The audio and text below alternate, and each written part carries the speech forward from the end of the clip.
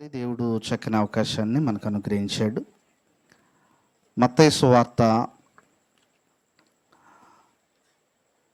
మనం ధ్యానించుకుంటున్నాము.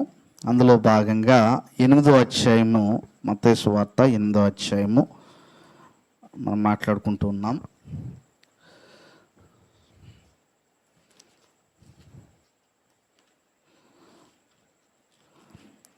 ఎనిమిదో అధ్యాయంలో యేసు ప్రభువారు ఒక అనారోగ్యంతో ఉన్నటువంటి వ్యక్తిని కనికరించడం,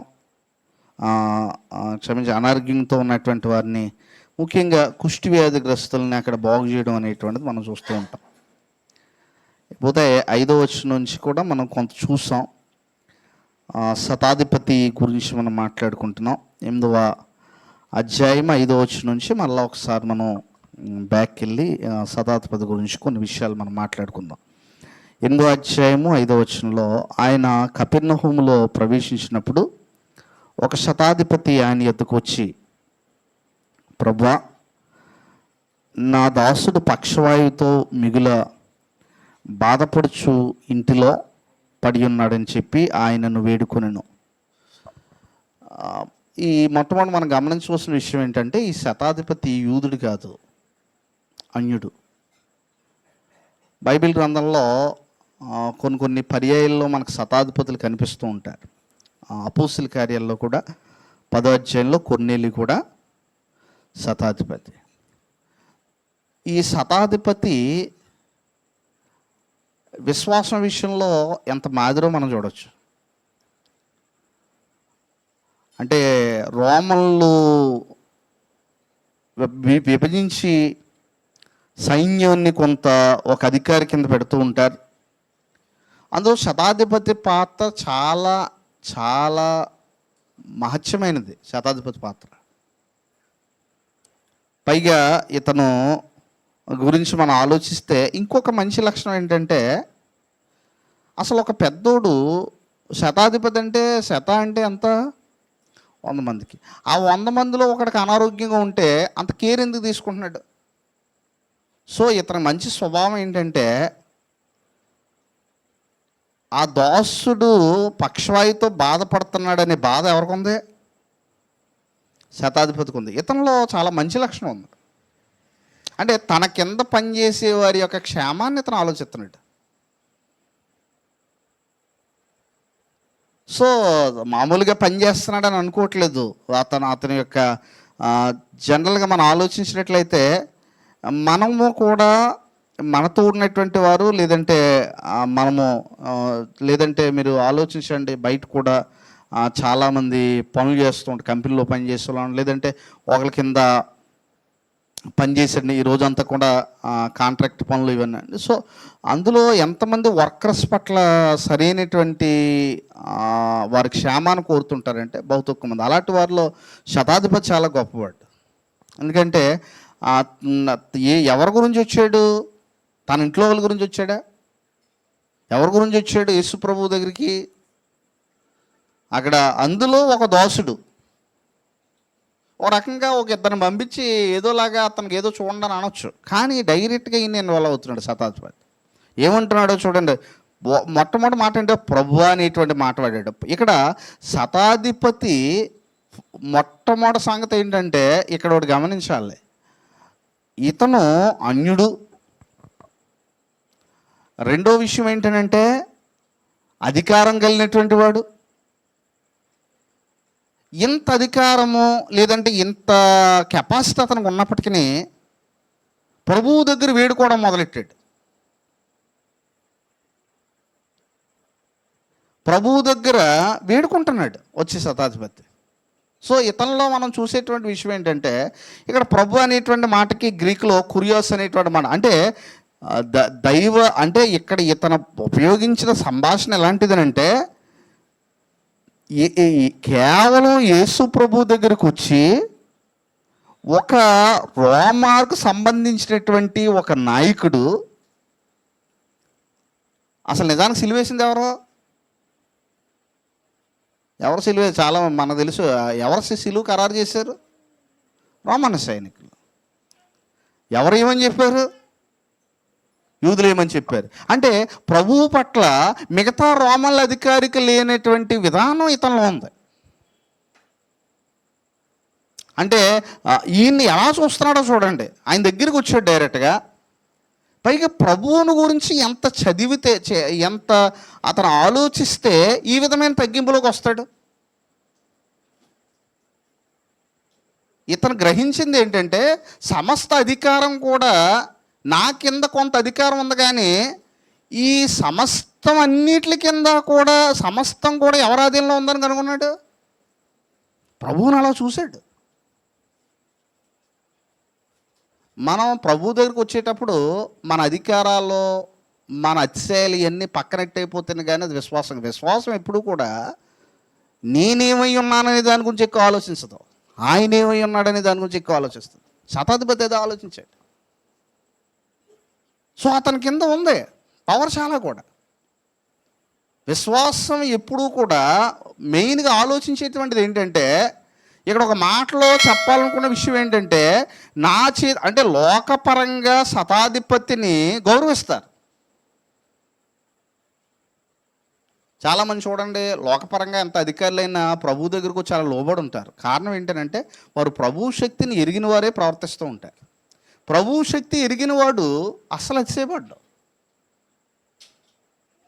ఈరోజు సంఘాల్లో వినయం ఎప్పుడు వస్తుందనంటే ప్రభువుని చూసినప్పుడే. ప్రభువుని చూడనంత కాలం సంఘ సభ్యుల్లో వినయం రాదు. ప్రభువుని ఎప్పుడైతే చూసారో తాను జీరో చేసుకుంటాడు. సో ఆటోమేటిక్గా ఇతర శతాధిపతి ఏం చేస్తాడు, నాకు అధికారం ఉంది కానీ నేను కూడా, అందుకే ఇక్కడ అంటున్నాడు. ఇక్కడ ఇంకొక మాట చూడండి, ప్రభువా నా దాసుడు పక్షవాయువుతో మిగుల బాధపడుచు, చూడండి అంటే అతని బాధను కేర్ తీసుకొని ఒక అధికారి అయ్యి ఉండి తన కింద ఉన్నటువంటి ఒక క్షేమాన్ని కొడుతూ ఇంట్లో బాధపడి చెప్పి ఆయన ఏం చేశాడు, వేడుకోవడం మొదలెట్టాడు. అంటే ఇతను ఒకటి గ్రహించాడు, ఈ పక్షవాయువు కలిగినటువంటి నా దాసుడిని ఆ వ్యాధి నుంచి అంటే పక్షవాయువు అంటే మీకు మనకేం తెలియదు కదా, ఇది పైన ఉన్న మనం ముందు వచ్చిన వాళ్ళు చదివాం కుష్ఠవ్యాధి కూడా. రెండవది సైన్యంలో పనిచేయాలంటే పక్షవాయువు ఉన్నవాడు పనిచేయగలడా. సో ఈ పక్షవాయువును కూడా యేసు ప్రభువు తీసేస్తాడని నమ్మాడు. మనం ఎప్పుడు కూడా మన చేతుల్లో అన్నీ ఉన్నాయని అసలు అనుకోకూడదు. మనం ఈరోజు గర్వపడడానికి కారణం ఏంటంటే మన చేతులు అన్నీ ఉన్నాయని నమ్ముతాం. మనం ₹1,00,000 మన అకౌంట్లో అడిందంటే ఇంకా నా స్వాధీనంలోకి చాలా వచ్చేసి అనుకుంటాం. మనం ఏవైతే కలిగి ఉన్నామో వాటిల్ని మైండ్లో పెట్టుకొని ప్రవర్తించామని అనుకోండి, మన విశ్వాసం ఇప్పుడు గమనించలేం. అందుకే బైబిల్ గ్రంథంలో ఏమన్నాడనంటే ఎవరైనాను, అందుకే అన్నాడు ఆయన సెలవు లేక భోజనం చేసి సంతోషించట ఎవరికి సాధ్యం. ఈ మాట చెప్పింది రోడ్డు పక్కన ఉన్నటువంటి ఒక భిక్షగాడు కాదు, సొలొమోను చెప్పాడు. సొలొమోనుకి ఏముంది, కనుచూపు మేరలు ఎంత ఆస్తి ఉంటుంది అతనికి. సో ఈ రోజున మనం హెచ్చించబడాలన్నా, మనం ఈరోజు బ్రతకాలన్నా కేవలం ఆయన సెలవిస్తే తప్ప ఏమీ మనం చేయలేం. అందుకే ఇక్కడ ఏమంటున్నాడనంటే అక్కడ ఒకటి వేడుకుంటున్నాడు. వేడుకొనుట అనే పదం గ్రీకులో చాలా లోతుగా వాడబడింది. వేడుకొనుట అనేటువంటిది మామూలుగా ఇలాగ, అంటే ఒక రకంగా ఒక అధికారి ఇంకో అధికారితో మాట్లాడే విధానం వేరు, ఒక అధికారి దగ్గరకు వచ్చి ఒక దాసుడు మాట్లాడితే విధానం వేరు. అంటే ఇప్పుడు ఇక్కడ వేడుకొనుట అనే మాట ఎలా వాడబడిందనంటే, ఇప్పుడు శతాధిపతి కింద ఎవరున్నారు, దాసులు ఉన్నారు. ఇప్పుడు శతాధిపతి ఎవరికి దాసుడిగా ప్రవర్తిస్తున్నాడంటే యేసుకు దాసుడిగా ప్రవర్తిస్తున్నాడు. ఇది ఎప్పుడు గమనించాలి. ఇది ఏం చేస్తున్నాడంటే శతాధిపతి నిజంగా వేడుకొనడం అనేటువంటి మాట ఏం చేస్తాడు, ఆయన ఈజ్ రిక్వెస్టింగ్. ఇంకొక విషయం ఏంటంటే ఇతనికి ఒక ఛాన్స్ ఉంది. ఇతను యూదుల వల్ల పేరు తెచ్చుకున్నాడట. ఈ ప్రాంతంలో తిరగాలంటే నా దగ్గర రావాల్సిందే అని అనొచ్చు ఇతను. ఎందుకంటే ఇతను రోమా సైన్యంలో అప్పటికి అధికారి. ఇప్పుడు కూడా చూడండి చాలామంది నాయకులు యేసు ప్రభు దగ్గరికి వస్తూ ఉంటారు, నాయకులు కానీ లేదంటే సో వాళ్ళు ఏ మనసుతో వస్తుంటారు? మా మా అధికారం దేవుడిచ్చాడు అని ఒక నాయకుడు చెప్తాడా? కానీ ఇతను అలాంటోడు కాదు. అందుకే ఇక్కడ ఏమన్నాడంటే, ఇదంతా కూడా మనం ఆలోచిస్తే శతాధిపతి విషయంలో మనం చూసేటువంటి గొప్ప లక్షణం ఏంటంటే, ఎప్పుడైతే ప్రభువు మీద విశ్వాసం ఉందో ఒక వ్యక్తికి, ఆటోమేటిక్గా తానున్న స్థితి నుంచి కిందకి వెళ్ళడానికే ప్రయత్నం చేస్తాడు. అసలు విశ్వాసంలో ఎదగడం అంటే రోజు తగ్గించుకోవడమే. ఎంత తగ్గించుకుంటామనంటే ప్రభు శక్తిని ఎరిగే కొలిది కూడా తగ్గించుకోగలం. శతాధిపతి అది చేయగలిగాడు. అది చేసి వేడుకొనగా, ఇక్కడ చూడండి, చాలా ఇదేమి సింపుల్ థింగ్ కాదు. ఇతన్ని ఉదాహరణగా పెట్టేశాడు. శతాధిపతి యొక్క విశ్వాసాన్ని ఎంత అప్రిషియేట్ చేశాడంటే, దీన్ని అప్రిషియేట్ చేశాడు ప్రభు. అతని శతాధిపతిలో ఉన్నటువంటి ఈ లక్షణాన్ని చాలా మెచ్చుకున్నాడు ఆయన. ఎంత మెచ్చుకున్నాడంటే, ఇశ్రాయేల్లో ఎలాంటి వాడు నేను చూడలేదు అన్నాడు. చూడండి, మన కింద కనుక ఇంకా చూస్తే, ఆ యేసు నేను వచ్చి వాడిని స్వస్థపరిచి అతనితో చెప్పగా, ఆ శతాధిపతి, ప్రభువా, నీవు నా ఇంటిలోనికి వచ్చుటకు నేను పాత్రుని కాదు, నీ మాట మాత్రము సెలవేమో. అప్పుడు నా దాసుడు ఏం చేయబడతాడు? నా ఇంట్లోకి వచ్చినాక నేను పాత్రుని కాదు అని చెప్తూ, అప్పుడు నా దాసుడు స్వస్థపరచబడును, నేను కూడా అధికారముకు లోబడిన వారును, నా చేతి కింద ఎవరున్నారు? సైనికులు ఉన్నారు. నేను ఒకని పొమ్మంటే పోవును, ఒకని రమ్మంటే వచ్చును, నా దాసుని ఈ పని చేయమంటే చేయను అని ఉత్తరం ఇచ్చాను. యేసు ఈ మాట విని ఏం చేశాడు? ఆశ్చర్యపడి వెంట వచ్చుచున్న వారిని చూచి, ఇశ్రాయేల్లో ఎవరికైనాను నేను ఇంత విశ్వాసం ఉన్నట్టు చూడలేదని నిశ్చయముగా మీతో చెప్తున్నాను. ఇశ్రాయేల్ అంటే ఇది ఒక రకంగా వాళ్ళందరూ కూడా వెనకాల వచ్చే వాళ్ళందరికీ ఈ మాట చెప్పిన వెంటనే వాళ్ళు చాలా షాక్ అయిపోయి ఉంటారు. వాళ్ళు ఎందుకు షాక్ అయి ఉంటారు? వాళ్ళందరికీ లేఖనాలు తెలుసు, వాళ్ళకి ధర్మశాస్త్రం అంతా తెలుసు వాళ్ళకి. ఇప్పుడు ఒక విషయం ఏంటంటే, మన బైబిల్ అంతా తెలియడం ప్రధానమైనది కాదు, మనం విశ్వసిస్తున్నాం అనేటువంటి చాలా ప్రధానమైనది. కనుక ఇక్కడ ఏం చేశాడు? వీళ్ళందరికీ తెలుసు. కానీ ఆయన ఏమంటున్నాడు అంటే, ఇశ్రాయేల్లో ఇంత విశ్వాసము నేను చూడలేదు ఎవరికీ కూడా. అంటే యేసు ప్రభు విశ్వాసానికి ఇచ్చిన ప్రాధాన్యత చూడండి. ఈ మాట ఒకవేళ ఇక్కడ చూడండి ఏమన్నాడంటే, అసలు ఈ కింద కూడా ఇంకో మాట చెప్తున్నాడు. ఏమన్నాడంటే, చూడలేదు నిశ్చయముగా మీతో చెప్పాను, అనేకులు తూర్పు నుండి పడమట నుండి వచ్చి ఎక్కడ కూర్చుంటారు? అబ్రహాముతో కూడాను, ఇస్సాకుతో కూడాను, యాకోబుతో కూడాను పరలోక రాజ్యమందు కూర్చుందురు. కానీ రాజ్య సంబంధులు వెలుపటి చీకటిలోనికి త్రోయబడుదురు, అక్కడ ఏడ్పును పండ్లు కొరుకటి నుండి మీతో. చాలా లోతైనటువంటి మాట ఇది. యేసు ప్రభు డైరెక్ట్గా ఆయన స్టేట్మెంట్ ఇచ్చేసాడు. అంటే అనేకులు, అంటే తూర్పు నుండి పడమర నుండి అనేటువంటి మాట చాలా సందర్భాల్లో పాత నిబంధనలో కూడా మనకు వాడబడింది. చాలా సందర్భాల్లో అన్య జనాంగాన్ని సూచిస్తూ వాడబడినటువంటి మాటలు చాలా సందర్భాల్లో మనం ఇది చూడొచ్చు. కీర్తన 107:2 కానీ 3 కానీ ఆ యొక్క పదప్రయోగాలు మనం చూస్తూ ఉంటాం. అలాగనే యెషయా 43:5-6 కూడా మనకు చూడొచ్చు ఈ పదప్రయోగాలు. సో ఈ అన్యజనులు అంటే ఎవరైతే దూరాన్ని ఉన్నారో, ఎవరైతే విశ్వాసం ఉంచి వస్తుంటారు, వారు ఎవరితో కూడా ఉంటారు? సంఘం గురించి మాట్లాడుతున్నాడు. వారు ఎవరితో కూడా కూర్చుంటారు? భోజనం చేస్తారని చెప్తున్నాడు. అది చూడండి, ఇస్సాకుతో కూడా యాకోబు పరలోక రాజ్యం ముందు కూర్చుందురు. కానీ సంఘం గురించి మాట్లాడుతున్నాడు. రాజ్య సంబంధులు అనేది విడగొట్టాడు ఇక్కడ. రాజ్య సంబంధులు వెలుపటి చీకట్లోనికి త్రోయబడుదురు.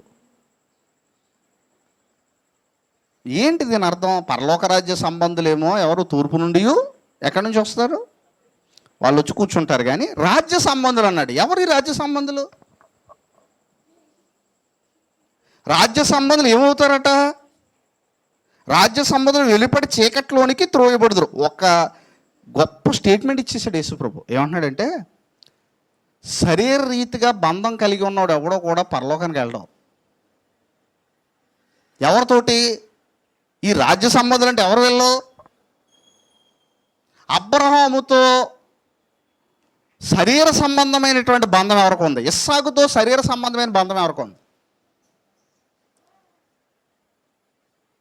లేదండి, అబ్రహాము, ఇస్సాకు, యాకోబులతో, అంటే ఈ మొత్తం మీద యేసుక్రీస్తు రాజ్యాన్ని కూర్చున్నటువంటి వార్త ఎవరికి చెప్పబడింది? పాత నిబంధనలో ఎవరు చెప్పబడింది అండి? ఎక్కువగా ఎవరికి చెప్పబడింది?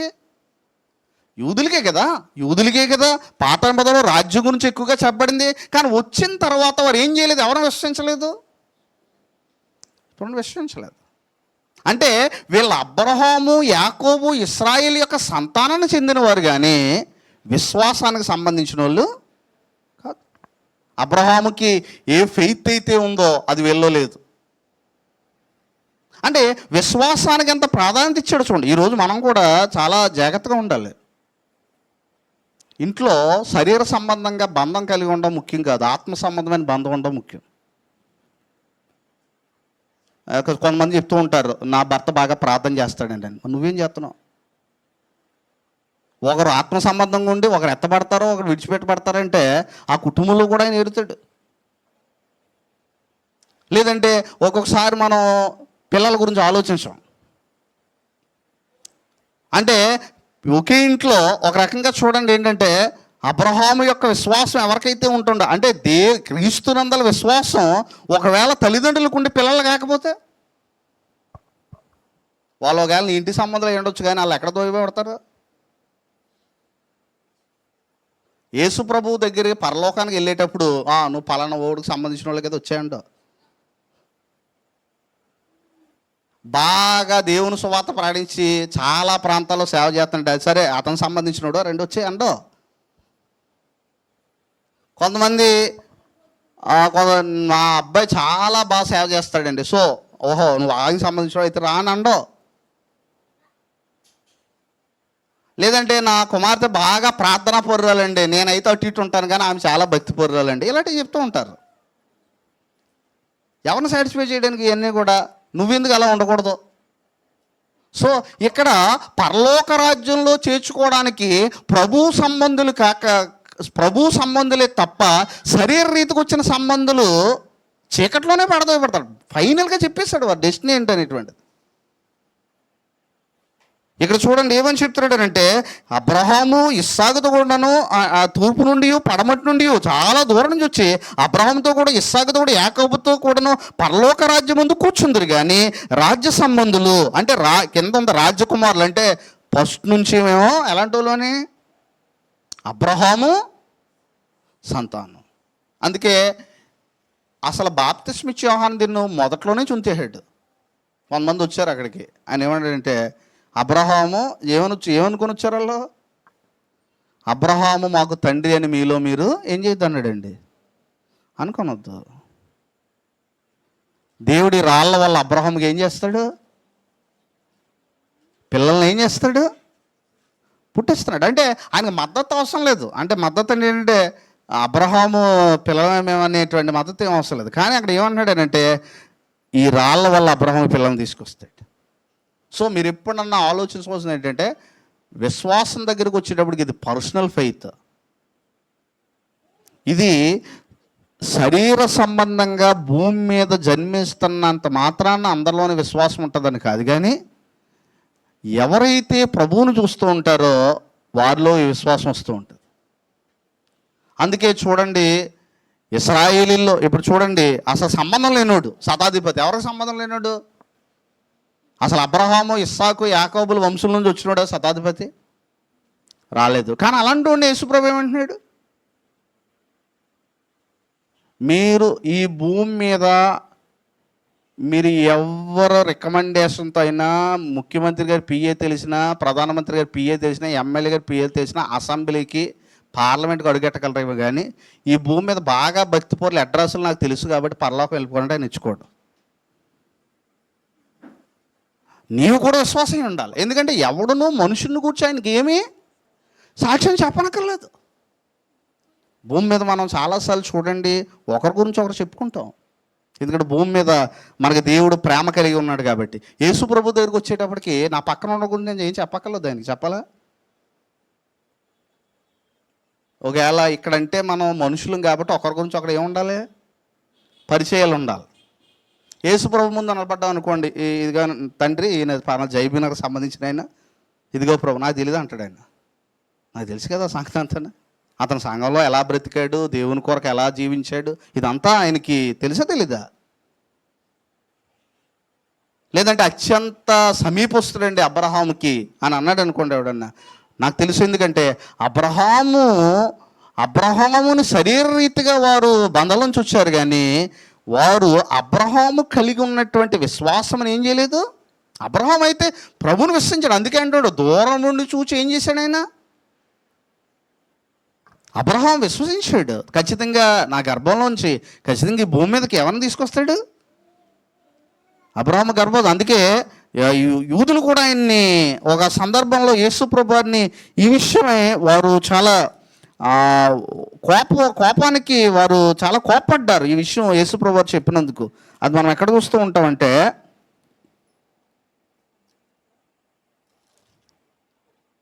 యోహాను సువార్తలో మనం చూడొచ్చు.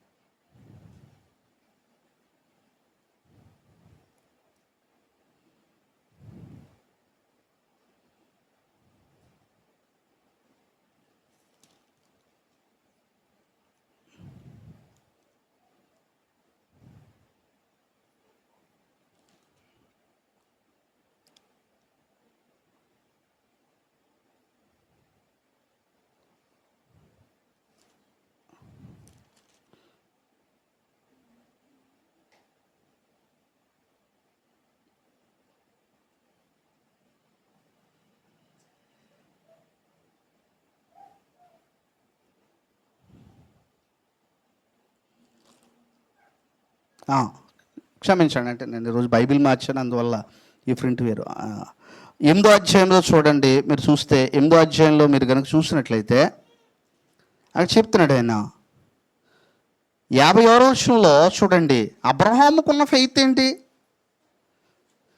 8వ అధ్యాయం 51వ వచనంలో, మీ తండ్రి అయిన అబ్రహాము నా దినము చూతునని మిగుల ఆనందించాను.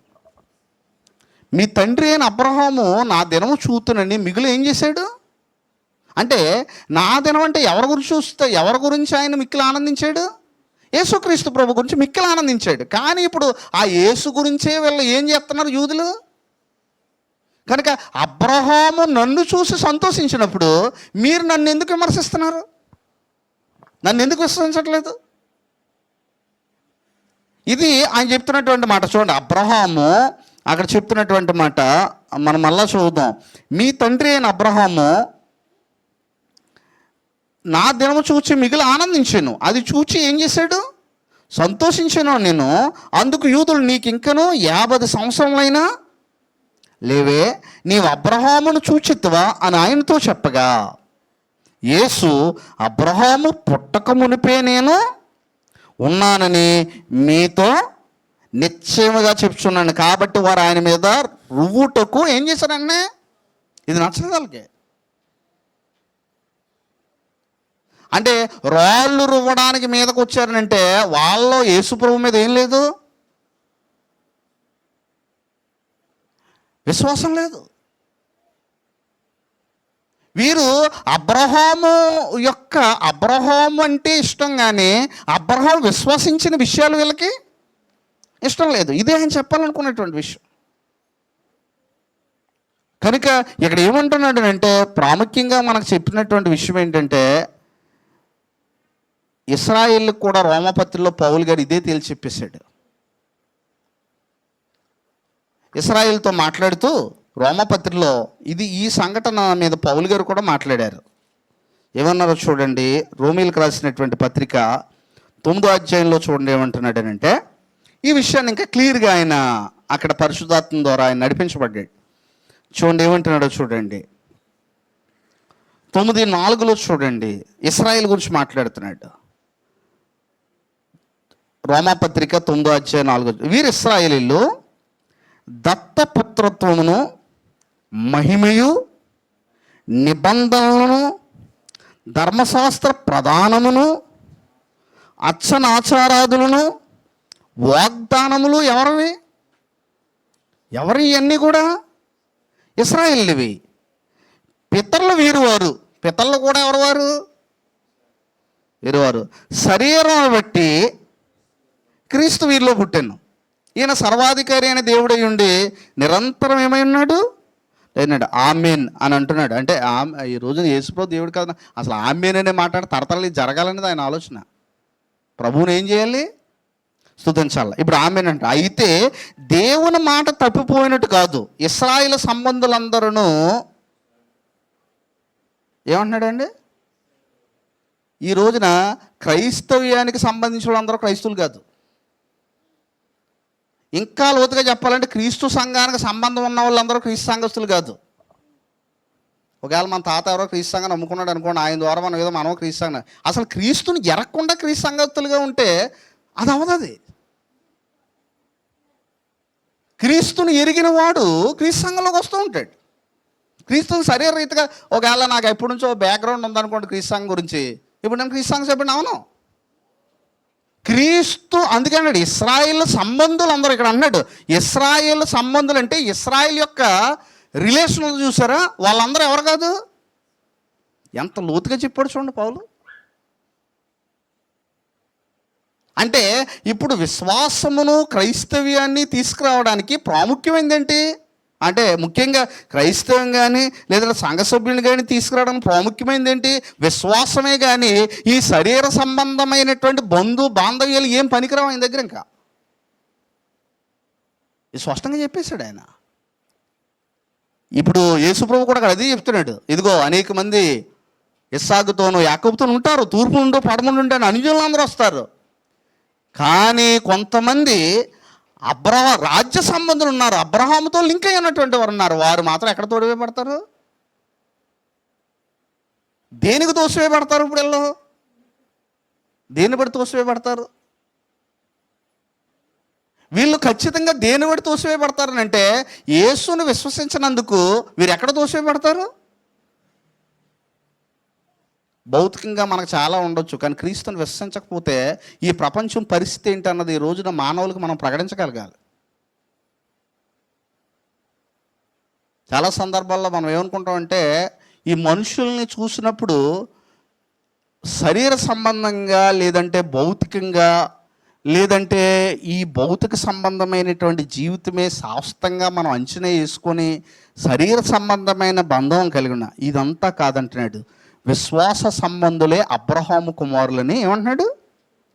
తెలుసుకునడి. ఎవరి సంబంధులు అబ్రహాము కుమారులు? విశ్వాస సంబంధులే అబ్రహాము కుమారులు అని తెలుసుకోండి అని స్పష్టంగా చెప్పాడు. ఒకవేళ ఎవరైనా యూదులు వచ్చి మేము అబ్రహాం గారి ఫ్యామిలీ అండి అన్నాడు అనుకోండి, ఎలా లింక్ అంటే చెప్తాడు. అక్కడ నుంచి ఏం చెప్తాడు? ఖచ్చితంగా వాళ్ళ కొడుకున్నాడు, వాళ్ళ కొడుకు అక్కడ నుంచి ఇశ్రాయేల్ వచ్చారంటే పలానా మునువనోండి అని అంటాడు. నువ్వు యేసుప్రభునందు విశ్వాసం ఉంచావా? ఇదంతా కాదు, ఫ్యామిలీ చరిత్ర కాదు. నువ్వు యేసుప్రభునందు విశ్వాసం ఉంచావా? అబ్రహాము దేని గురించి అయితే ఎదురు చూశాడో నువ్వు దాని గురించి ఆయన కళ్ళెదుట నీకు ప్రత్యక్షమైనప్పుడు ఎందుకు విశ్వసించలేదు? కనుక ఇది విషయం ఏంటంటే ఇక్కడ మళ్ళీ చెప్తున్నాడు. యేసుప్రభు ఏమంటున్నాడు అంటే, యేసుప్రభు వారు మరి అపోస్తలుడైన పౌలు గారికి ఇచ్చిన ప్రత్యేకతను బట్టి చూడండి. అయితే దేవుడు మాట తప్పిపోయినట్టు కాదు, ఇశ్రాయేలు సంబంధులందరూ ఏం కాదంటున్నాడు? ఇశ్రాయేల్ కారు. కనుక ప్రత్యేకంగా దీని గురించి చెప్పాలనుకునేటువంటి విషయం అంటే కింద అందుకే అన్నాడు, అబ్రహాము సంతానమైనంత మాత్రము చేత అందరూ ఏం కాదు పిల్లలు కారు, కానీ ఇస్సాకు వలనైనది నీ సంతానం అనబడును. అనగా శరీర సంబంధమైన పిల్లలు దేవుని పిల్లలు కారు, కానీ వాగ్దాన సంబంధులైన పిల్లలు సంతానమని ఎంచబడుదురు. ఇది ఈ రెండింటిని కూడా చెప్పాడు. శరీర సంబంధమైనటువంటి వారు కాదు, వాగ్దాన సంబంధమైనటువంటి వారు. అందుకే గలతీ పత్రికలో ఆయన మళ్ళా ఏం చెప్పాడంటే, గలతీలకు రాసిన పత్రికలోనే మనం చూడొచ్చు, అక్కడ కూడా మరి పౌలు గారి విషయాన్ని ప్రస్తావించారు. ఏం ప్రస్తావించారంటే, గలతీలకు రాసినటువంటి పత్రికలో మనం వెళ్ళొచ్చు. గలతీలకు రాసిన పత్రిక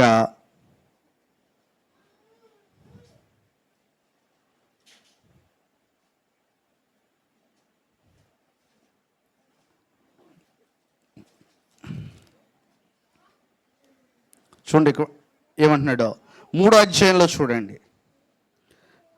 3వ అధ్యాయంలో అంటున్నాడు ఆయన, 3వ అధ్యాయం 26వ వచనంలో అంటున్నాడు, యేసుక్రీస్తునందు మీరందరూ విశ్వాసం వలన దేవుని కుమారులై ఉన్నారు.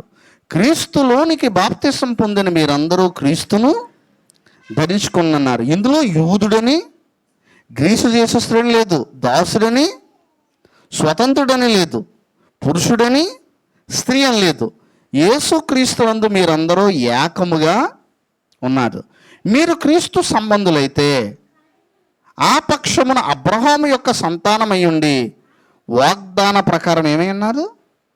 ఇది లోతుగా చెప్తున్నాడు. ఇప్పుడు అబ్రహాముకి మనకి ఒక సంబంధం ఉంది. ఏంటి ఆ సంబంధం? అబ్రహాముకి మనకున్న సంబంధం ఏంటి? అబ్రహాముకి మనకున్న సంబంధం ఏంటి? విశ్వాస సంబంధం. పాత నిబంధనని మనం ఆలోచిస్తే, పాత నిబంధనలో ఉన్నటువంటి చట్టాలు కొట్టేయడు, కానీ విశ్వాసాన్ని కొట్టేయలేదు ఆయన. విశ్వాసాన్ని తరతరాలకి, ఇప్పుడు అబ్రహాములాగా యేసు ప్రభుని అబ్రహాం ఎలాగైతే తండ్రి అయిన దేవుని విశ్వసించి ఆయనకు అనుగుణంగా నడుచుకున్నాడో, సేమ్ అబ్రహామునే మాదిరిగా తీసుకొని ఈరోజు క్రీస్తునందు మనం కూడా ఏం చేయాలి? విశ్వాసం ఉంచవలసినటువంటి అవసరం ఉంది. అందుకే హెబ్రీ పత్రిక 11వ అధ్యాయంలో ఎవరి పేర్లు తీసుకొని వచ్చాడు ఆయన? హేబేలు. తర్వాత ఇంకెవరున్నారు? అబ్రహాం ఉన్నాడు, నోవాహు ఉన్నాడు. వీళ్ళందరూ పాత నిబంధనలు. వాళ్ళని ఇక్కడ తీసుకోవాల్సిన అవసరం ఏంటంటే, వాళ్ళు కామన్గా ఉన్నది ఏంటంటే ఫెయిత్. నోవాహు అంత ఓడ కట్టాడంటే దేవుని మీద ఏముంచాడు? విశ్వాసం ఉంచాడు. అబ్రహాం అంత అలాగా దేవుని కొరకు బ్రతికాడనంటే విశ్వాసం ఉంచాడు. హేబేలు శ్రేష్టమైనది దేవునికి ఇచ్చాడంటే ఏముంచాడు? అందుకే ప్రతి చోట హెబ్రీ పత్రిక 11వ అధ్యాయం ఉంటుందంటే విశ్వాసం బట్టి విశ్వాసం బట్టి విశ్వాసం బట్టి అనే మాట చాలాసార్లు ఉంటుంది. ఎన్నో అధ్యాయంలో? హెబ్రీలకు రాసినటువంటి పత్రిక. ఈరోజు కూడా విశ్వాసాన్ని బట్టే. అందుకే ఏమన్నాడంటే, వినుట వలన ఏం కలుగుతుంది అన్నాడు ఆయన? విశ్వాసం. అందుకే మీరు వినుట క్రీస్తును కూర్చున్న మాట వలన కలుగుతుంది. ఎప్పుడూ కూడా మీరు దేవుని మాటలు విన్నప్పుడు అది నాలో పనిచేస్తుందో లేదో చెక్ చేసుకోవాలి. అది బ్రెయిన్లో స్టోరేజ్ చేసుకునే యంత్రంగా మెటీరియల్ కాదు ఇది. కొంతమంది ఈ ప్రసంగాన్ని ఎప్పుడూ వినేహారు అంటుంటారు. నో, ఆ ప్రసంగాన్ని విశ్వసించావా? నాకు ఎప్పుడో ఇవన్నీ తెలుసండి అంటుంటారు. ఆ తెలిసినప్పుడు నువ్వు విశ్వసించావా? లాస్ట్ టైం కూడా మనం బండ మీద, రెండోది ఏంటంటే బండ మీద, మళ్ళీ ఎక్కడ కట్టుకున్నాడు? బండ మీద, ఇసుక మీద కట్టుకున్నాడు. వీళ్ళిద్దరూ విన్నవాళ్ళే. మీరు చూడండి, కావాలంటే ఈయన మాటలు విని వాడు చెప్పినా చేయి ప్రతి వాడిని అన్నాడు. రెండోసారి ఏమన్నాడు? ఈ మాటలు వినకుండా ఇసుక మీద కట్టేవాడు లేదు అక్కడ. ఈయన మాటలు వినినా సరే ఇసుక మీద కట్టేవాడు. ప్రసంగాలు విని లోక సంబంధంగా జీవితాన్ని కట్టుకునేవాడు. ప్రసంగాలు విని ప్రసంగాల ప్రకారంగా జీవితాన్ని కట్టుకునేవాడు. దేవుని మాటలు విని మంచిదే. యేసు ప్రసంగం వినడానికి కష్టమేం కాదు. అందుకే చాలామంది భక్తులు ఏమంటున్నారంటే, అది నా నోటికి తీయగాను కడుపు ఎలా ఉంది? అది చేదుగా ఉంది. ఒక ప్రసంగికుడి మీద మీరు, లేదంటే మీరు కానీ నేను కానీ చాలా ఇన్స్పైర్ అవ్వచ్చు. బట్ నేను గ్రౌండ్ వర్క్ లోకంలో వెళ్ళినప్పుడు, ఇప్పుడు అబద్ధం ఆడదాం గురించి ఎస్ నిజమే అని అంటాం, కానీ బయట మీరు గ్రౌండ్లో నిలబడినప్పుడు అబద్ధం ఆడే ఛాన్స్ వచ్చినప్పుడు, మనం అబద్ధం ఆడేసాం అనుకోండి, అప్పుడు మనం కూడా ఇసుక మీద ఇల్లు కడుతున్నాం. ఇసుక మీద ఇల్లు కట్టింది ఏదో రోజు ఏమైపోతే కనుక ఈ విషయాన్ని గమనించాలి. అబ్రహాము దేవుడు ఏం చెప్తున్నాడంటే మొట్టమొదటి నుంచి కూడా ఇక్కడ ఏమంటే నా మాటలు బాగా వినండి, జ్ఞాపకం చేసుకోండి, నా మాటలు మళ్ళీ నెవరేసుకోండి అంటలేదు ఆయన. విని ఏం చేయమంటున్నాడు? యేసు ప్రభు వారు అతి సీరియస్ అయిన పాపం ఏంటో తెలుసండి? అవిశ్వాసం. యేసు ప్రభు వారు అత్యంత గొప్పగా మెచ్చుకున్నటువంటి విషయం ఏంటంటే విశ్వాసం. అందుకే వారి విశ్వాసము చూసి ఆయన ఏం చేశాడు? ఆశ్చర్యపడ్డాడు. వారి అవిశ్వాసమును చూసి కూడా ఏం చేశాడు? ఆయన ఆశ్చర్యపడ్డాడు. ఈరోజు నేను ఏ పాపం చేయలేదు కదా అని మనం అనుకోవచ్చు శరీర సంబంధంగా కూడా మనం ఏ పాపం చేయం. కానీ ఆయన మాటలను విశ్వాసించట్లేదు అని అంటే ఖచ్చితంగా నేను చూసి ఆశ్చర్యపడతాడు ఆయన. ఇంత దేవుని వాక్యాలు, దేవుని మాటలు, బైబిల్ చదివేటప్పుడు కూడా ఎప్పుడు కూడా ఏం చేయాలంటే ఆ ప్రతి మాట కూడా మనం విశ్వసించాలి.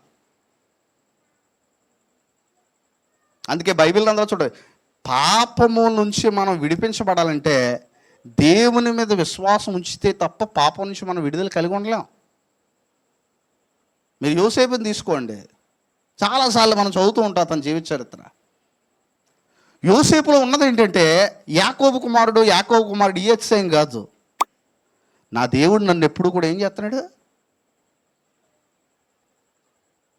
నా తండ్రి యాకోబు, నా తాత ఎవరో యోసేపు తాత ఎవరు అవుతారు? ఇస్సాకు మరి ముత్తాత ఎవరు అవుతారు? ఇదేమీ వేయలేదు అత్తమాట క్యాసెట్. చాలాసార్లు నేను కొంతమంది చచ్చిగ్రామాలను అడుగుతూ ఉంటానండి. నేను వెళ్ళగానండి మా అమ్మగారు మాత్రం ఎప్పుడూ ప్రార్థన చేస్తూ ఉంటారండి. నేను వెళ్ళగానండి మా భర్త మాత్రం ప్రతి జనవరి ఫస్ట్కి మంచి కార్యాలు చేస్తాడండి. నువ్వు ముందు ఎందుకు దేవుని దగ్గర రాకూడదు? విశ్వాసం గురించి అడుగుతున్నాడు ఆయన. విశ్వాసం గురించి మాట్లాడుతున్నాడు ఆయన. విశ్వసించేవాడు కలవరపడ్డంటున్నాడు. విశ్వసించేవాడు అందుకే అంటున్నాడు అందుకే సువార్త కూడా అందుకే ప్రకటించమన్నాడు. ఏమన్నాడంటే సువార్తను కూర్చొని నేను సిగ్గుపడేవాడిని కాదు. ఎలాగనగా అందులో ఏముందంటే దేవుని నీతి అందులో దాయబడి ఉన్నది. ఒక మాటలో చెప్పాలంటే విశ్వాసం ఉంచడం వల్ల నీతి రావడం ఏంటి అనేది మనం బ్రెయిన్తో ఆలోచిస్తే దీని మీద వాదనెట్టుకుంటాం మనం. కానీ హృదయంలో నువ్వు దేవుని విశ్వసించుంటే నీ హృదయంలో నీతిని విశ్వసిస్తుంది. అందుకని నమ్మి బాప్తిసం పొందినవాడు ఏమన్నాడు? లక్ష్యం నమ్మని వానికి. ఇప్పుడు మీరు యోసేపునే తీసుకోండి, ఇతనికి విశ్వాసం ఎవరి మీద ఉంది? దేవుడి మీద ఉంది. ఇప్పుడు కష్టాల్లో చాలాసార్లు మనం చూడండి, అవసరాన్ని బట్టి అబద్ధాలు ఆడొచ్చా, లేదంటే అవసరాన్ని బట్టి కష్టాల్లో ఉన్నాం కాబట్టి ఏమీ చేయలేకపోయినా అనొచ్చా? ఇలాంటి మాటలు ఏమి విశ్వాస సంబంధమైనవి కాదు. బానిసగా ఉన్నాడు, తండ్రికి దూరం అయ్యాడు, అన్నలే ఇక్కడ ఏం చేశారు? అతన్ని అమ్మేశారు. సో దిస్ టైం ఇప్పుడు ఎలా బ్రతకాలి యోసేపు? ఎలా బ్రతకాలి? మానసికంగా బాధపడ్డాడు యోసేపు, శారీరకంగా బాధపడ్డాడు. బట్ ఈ నెవర్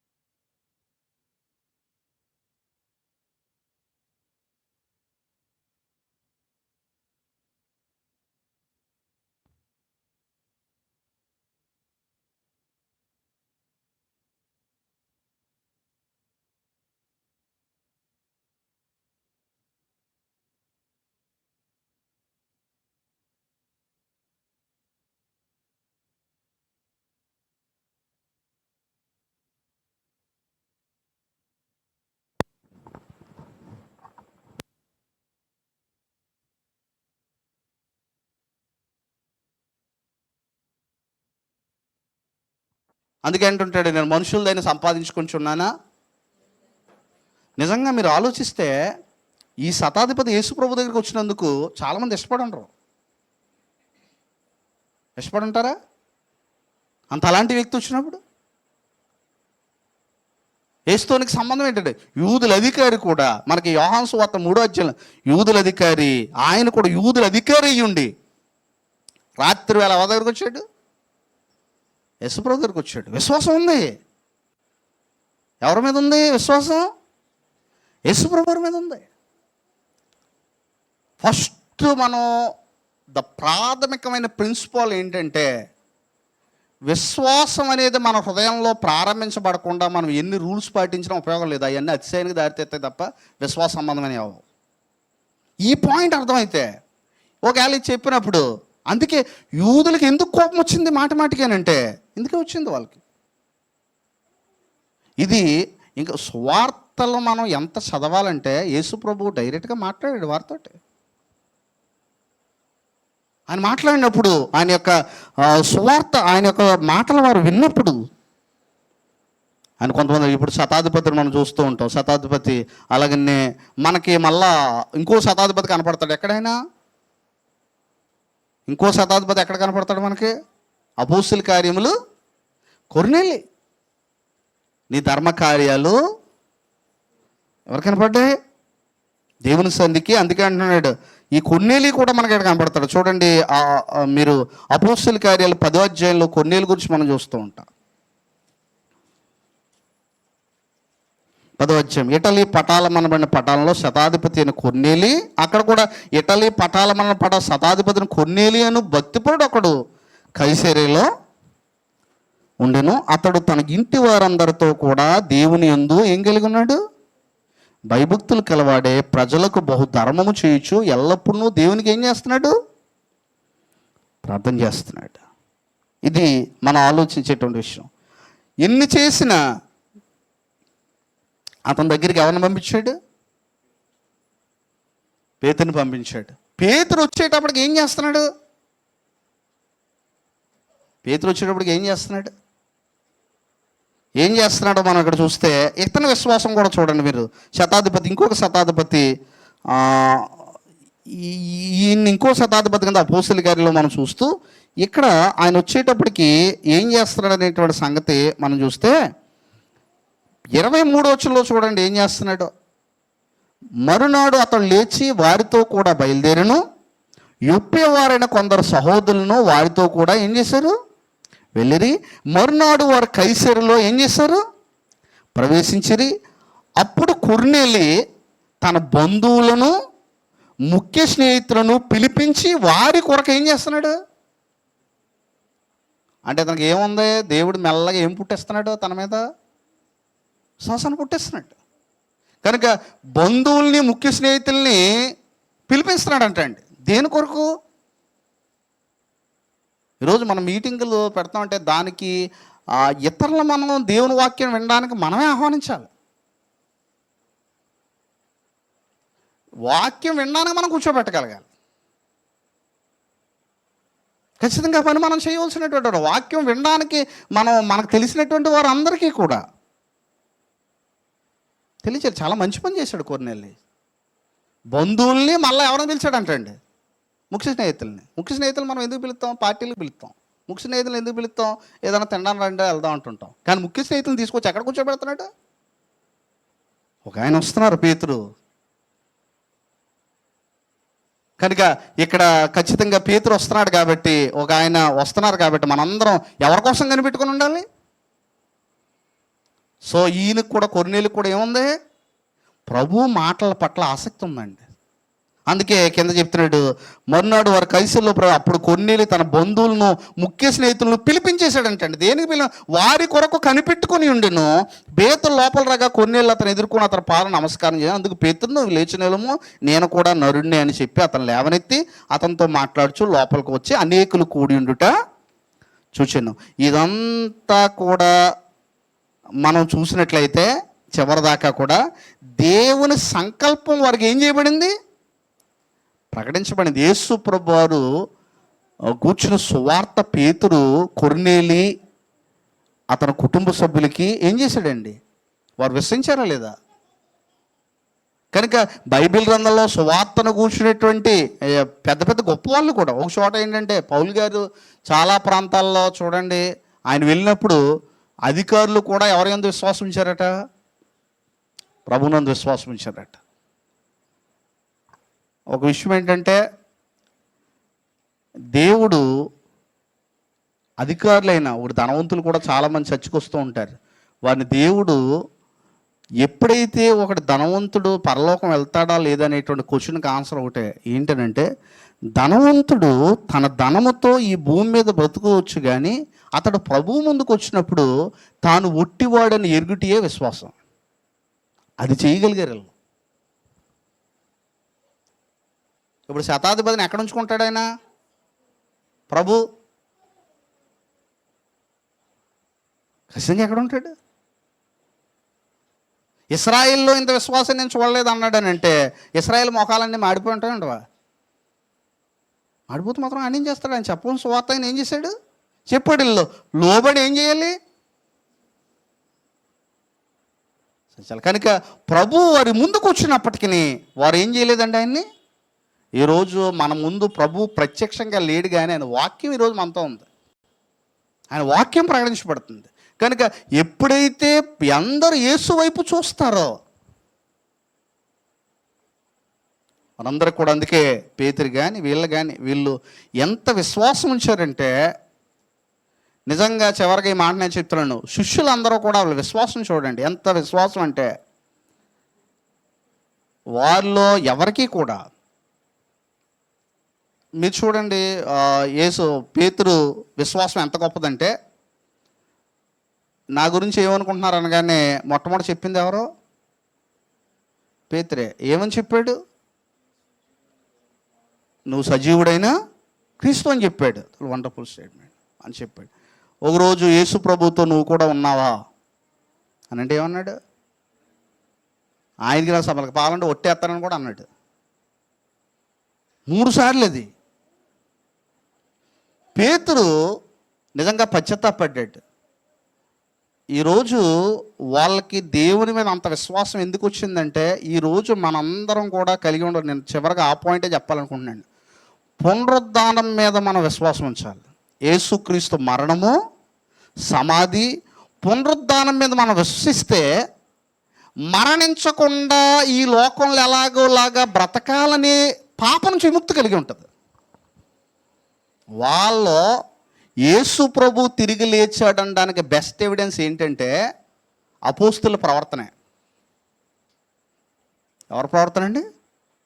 ఏంటి ప్రవర్తన అంటే, ఫస్ట్ అడిగితే యేసు ప్రభు చనిపోకముందు ఆయన అరెస్ట్ చేసి తీసుకెళ్ళిపోయారు. ఇప్పుడు నన్ను కూడా ఏం చేస్తారని అనుకుంటున్నారు?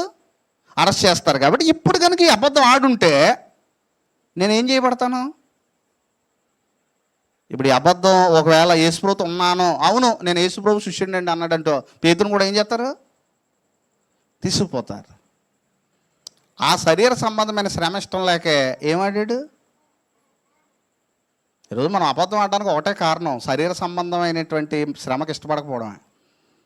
ఈ అబద్ధం ఆడితే శ్రమ వస్తుంది కాబట్టి కొంచెం తెలివిగా నిజంలా కనిపించి ఒక అబద్ధం చెప్తాం, వెంటనే అక్కడి నుంచి గట్టాన అయిపోవచ్చు. పేతురు అదే చేశాడు. కానీ ఎప్పుడైతే యేసు ప్రభు తిరిగి లేచాడో వాళ్ళు ఎవరిలోనూ మరణం భయం లేదు. ఇప్పుడు ఏం చేసుకుంటే మేము సువార్త పాడుతాం అంటారు. మమ్మల్ని చంపేస్తారా? అయినా సువార్త పాడతాం. ఎందుకంటే మాకేముంది? క్రీస్తునందు ఈ పునరుద్ధానం అనేటువంటిది ప్రభు కొరకు ధైర్యంగా బ్రతికే విశ్వాసాన్ని తీసుకొచ్చేసింది. అందుకు ఇప్పుడు ఎవడన్నా పేతుని చంపేస్తానన్నాడు అనుకోండి, ఏమంటారు వాళ్ళు? ఏమంటారు? చంపేస్తారంటే మీకు ఏం కావాలో చెప్పండి, యేసుప్రభువుని నమ్మడం మానేమంటారా? మేము డ్యూటీలు దిగిపోతామంటారా? అందుకే పౌలు అందరికంటే లోతైన స్టేట్మెంట్ ఇచ్చేసాడు. బ్రతుకుడు క్రీస్తే, చావైతే లాభమని. ఈరోజు మనం ఎందుకు అనలేకపోతున్నాం? అది అందామా 99వ సంవత్సరంలో? రేపు చచ్చిపోయే ముందు అందామా ఈ మాట? బ్రతుకుడు క్రీస్తే, చావైతే లాభం. ఈ మాటతో బ్రతికాడు అతను. ఎందుకంటే ఎందుకు లాభం అని అనుకున్నారంటే వారందరూ దేని మీద విశ్వాసం ఉంచారు? పునరుద్ధానం. ఈరోజు సంఘం కూడా దాని మీద కట్టబడింది. నువ్వు సజీవుడు దేవుని కుమారుడైన క్రీస్తువి అంటే నువ్వు తిరిగి లేస్తావు. ఈ బండ మీద నేను సంఘాన్ని కడతాను. యేసుక్రీస్తు పునరుద్ధానం అనేటువంటి విశ్వాసం మీద కట్టబడిందే సంఘం. ఆ విశ్వాసం తీసుకొచ్చాడు. కనుక మొట్టమొదటి నుంచి యేసు ప్రభు చేయాలి. అనాది కాలం నుంచి బైబిల్లో పాత నిబంధన నుంచి కొత్త నిబంధన వరకు జరుగుతుంది ఏంటంటే, ఒకవేళ నియమాలు మారినా ఉన్న నియమాల మీద విశ్వాసం చేత బ్రతికేటువంటి ప్రజలను దేవుడు ఏం చేస్తున్నాడు? తన ద్వారా. కానీ ఈ రాజ్య సంపదలు విశ్వాసం లేక పాపం అక్కడ ఏడ్పును పండ్లు కొరుకటియు మత్తయి సూత్రలో చాలాసార్లు వాడబడింది అన్నమాట. విశ్వాసం లేకపోతే మనం ఎక్కడికి వెళ్ళిపోతాం? సింపుల్గా చెప్పొచ్చు మనం, నేను వ్యభిచారం చేయట్లేదు, దొంగతనం చేయట్లేదు, ఎవరిని మోసం చేయకుండా పోతుంది, ఇదంతా కాదు. దేవుని మాటల మీద విశ్వాసం ఉందా? ఇదంతా చెప్పక, ఇది లోకస్తులు కూడా చెప్తారు. ఇదంతా కూడా నేను ఆయన మాటల మీద విశ్వాసం వస్తున్నా. రాజ్య సంబంధులు అబద్ధం ఆడలేదు, రాజ్య సంబంధులు వ్యభిచారం చేయట్లేదు, రాజ్య సంబంధులు దొంగతనం చేయట్లేదు. కానీ రాజ్య సంబంధులు చేస్తాం తప్పు ఏంటంటే యేసు ప్రభువుని విశ్వసించట్లేదు. అందుకే రాజ్య సంబంధులు వెలుపటికి ఏం చేయబడతారు? తోసివేయబడతాడు. క్రీస్తునే ఈ ప్రపంచానికి ఆధారంగా చేసేసాడు ఆయన. రెండే కేటగిరీలు మనం ఆలోచించినట్లయితే ఈ భూమి మీద రెండే కేటగిరీలు ఉన్నాయి. వాడు దేవుని కొరకు బ్రతికేవాళ్ళు, బ్రతకని వాళ్ళు, ఆత్మ సంబంధులు, శరీర సంబంధం. అందులో ఎన్ని రకాలైన ఉండొచ్చు, కానీ 2 టైప్స్: ఆత్మ సంబంధంగా బ్రతకడం, శరీర సంబంధం. మన లోకంలోకి వెళ్తున్నప్పుడు మీరు ఎప్పుడు మాట జ్ఞాపకం ఉంచుకోవాలి. రోజు మనకు చాలా మాటలు వినిపిస్తూ ఉంటాయి, దేవుని మాట ఒకటి వినపడుతూ ఉంటుంది. ఇప్పుడు ఈ మాటలు మనలో ఎక్కువ పనిచేస్తున్నాయా, లేదంటే పైనుంచి చుట్టేటువంటి ఈ దైవస్వరం ఎక్కువ పనిచేస్తుందా? ఇదైతే విశ్వాసాన్ని తీసుకొస్తూ ఉంటుంది. అందుకే అన్నాడు, వినుట వలన విశ్వాసము కలుగును. నీతిమంతుడు విశ్వాసం మూలంగా జీవిస్తాడు. విశ్వాసం మూలంగా అంతకంతకో ఏం కలుగుతుంది? విశ్వాసం కలిగినట్లు దేవుని శక్తి, దేవుని నీతి దాని యందు ఏం చేయబడింది? దాచిబడింది. యేసు ప్రభువారు శతాధిపతికి ఇదే చెప్పారు. శతాధిపతి ఎంత ఆనందపడి ఉంటాడు చూడండి, ఈ మాటకి చాలా సంతోషపడి ఉంటుంటాడు. కనుక మనం కూడా జీవితంలో అత్యంత ఎక్కువ కాపాడుకోవాల్సింది పరువో, ఆస్తో, ఇల్లో, ఇవన్నీ కాదు. పౌలు అంటున్నాడు, విశ్వాసమును కాపాడుకుంటున్నాయి. ఆ పరుగు ఏం చేశాను? కడముట్టించుతనే. ఆయన తన జీవితకాలం అంతా ఏదైనా కాపాడుకున్నాడు. శ్రమలు వచ్చినా, ఒత్తిళ్ళు వచ్చినా, ఏం వచ్చినా జైలుకి వెళ్ళడంగా నష్టపడ్డాడు. కానీ ఎక్కడా కూడా ప్రభువు మీద తనకున్న విశ్వాసాన్ని ఏం చేయలేదు, వదలకెళ్ళదు. మీరు ఎప్పుడైనా ఆలోచించండి, ప్రభువును వదిలేస్తే నెక్స్ట్ రోజు గుర్రం ఎక్కేయగలడు ఆయన. ఒక్కరోజు ప్రభువును వదిలేస్తే గుర్రం ఎక్కి మొత్తం కొట్టిన వాళ్ళందరూ చంపేయగలడు ఆయన. చేయలేడా? అసలు సంఖ్యలు వేసినప్పుడు ఎవడన్నా నిలబడతాడు ఆయన ముందు? కానీ ఎందుకు అలా ఉన్నాడు? ఆయన శరీర సంబంధంగా బ్రతకడానికి కాదు, విశ్వాసం అనేటువంటిది ఆత్మ సంబంధంగా. అందుకే శరీరరీతిగా పోరాటం చేయడు విశ్వాస సంబంధం ఎవడో కూడా.